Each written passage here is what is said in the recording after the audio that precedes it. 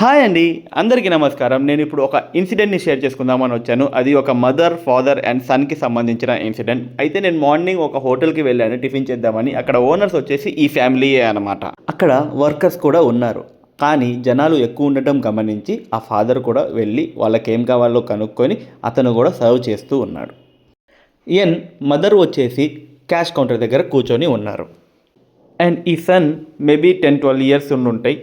తను పక్కన కూర్చొని ఫోన్ చూసుకుంటా ఉన్నాడు. అయితే అది చూసిన ఫాదర్ తన దగ్గరికి వెళ్ళి, ఎందుకురా ఖాళీగా కూర్చొని టైం వేస్ట్ చేస్తావు, ఏదో ఒకటి మాకు హెల్ప్ చేయొచ్చు కదా అని అడిగాడు. అది విన్న వెంటనే ఫేస్ కొంచెం చిరాగ్గా పెట్టి లేచాడు. అది చూసిన వాళ్ళ మదర్ తనని పిలిచి తన కౌంటర్ పక్కన కూర్చోపెట్టుకుంది. అక్కడ ఫాదర్ తన కొడుక్కి కష్టం విలువ తెలియజేయాలి, అప్పుడే కదా స్ట్రాంగ్ ఉంటారు అనేది తన ఇంటెన్షన్ అయి ఉండొచ్చు. కానీ మదర్స్ లవ్ గురించి తెలిసిందే కదా, కావాలంటే తను కష్టపడుతుంది కానీ తన కొడుకుని కష్టపెట్టనివ్వదు.